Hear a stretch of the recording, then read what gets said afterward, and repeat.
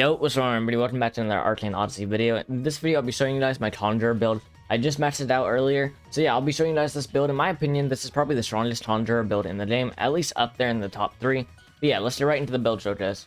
But yeah, all that I gotta say is my armor that I currently have is not the armor that I'm gonna use once it's fully maxed out. I plan on going for armor that has a lot of defense and attack speed, or a lot of defense and power. I just haven't had the time to really farm it. But yeah, pretty much the main core of this build is going to be the TIE Saber. I wanted this build to be like a Shanks type of build. But yeah, so pretty much this is a Shanks build that I've been working on. As you can see, I have poison magic, so whenever I imbue it, it kind of looks like Shanks. But yeah.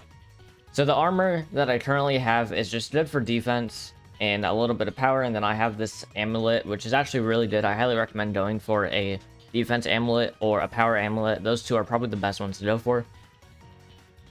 But yeah, now pretty much the main thing that you do with this build, because of how I have my stats set up, I have it 150 into weapons and 100 into magic, because I mainly just use my sword anyways. I don't really use my magic very much. But yeah, pretty much the main thing of this build is kind of just abusing the flying slash for the TIE Saber. It's probably honestly the best move out of all the like normal swords, not including the strength swords like the Halberd axe and the lance. Out of normal weapons that anyone can use, I would highly recommend just using a katana. It has the most balanced set, and in my opinion, I think it's better than the dual swords. Even though the dual swords do have similar moves, I do think the katanas are slightly better. But yeah, pretty much the moves for this sword is just a flying slash, and then also a sword draw. So it's just highly good for PvP and other things. And then for my actual magic, I don't use all these moves. The only ones that I use is actually the blast and the beam. I'll probably just unequip the other ones because I don't even use them in combat. But yeah, pretty much I only use the beam and the blast to actually apply poison whenever I start off a fight.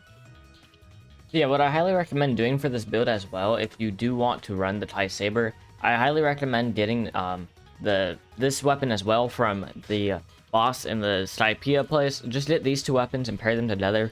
If you guys watched my last video about the most deadly combo in this game, it was about these two weapons. I think this is like the most synergy between any two weapons. If you want a third weapon, you can kind of go anything. I would probably just go like either a really fast weapon or a really heavy weapon, depending on if you want more damage or if you want a fast weapon. But yeah, pretty much just these two are the core of this build. If you want, you can only use the TIE Saber if you want to be fully just a Shanks build. But yeah, I highly recommend getting this weapon as well because it is really good. But yeah, this is pretty much my build. All that I need is to get some better armor. And yeah, so pretty much I have 19 power, 519 defense, 15 attack speed, and 15 agility, which isn't amazing, but it gets the job done. I have 1500 health, so it's good enough. But yeah, now pretty much for the rest of the video, I'll just be showing you guys it against a boss, and then I'll show you guys how good it is against ship farming as well, because that is the main thing that this build is good at. Surprisingly, it's really good at ship farming as well. So yeah. I'll just get into the boss fight first, and then if you guys want to stick to the end, I will be talking about some things that I wish I did for this build. I'll have timestamps down below as well, so if you want to cut to it, then you guys can. But yeah.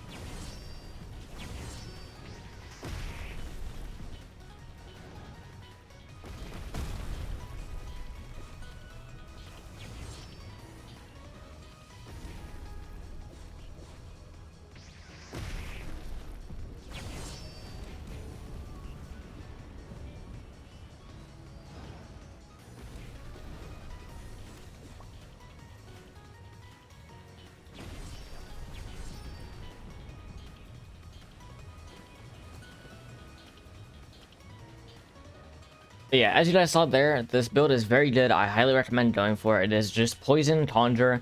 What I highly recommend doing is not going 150 into weapon and 100 into magic. There's actually a thing that you can do, which is one of the things that I wish I did.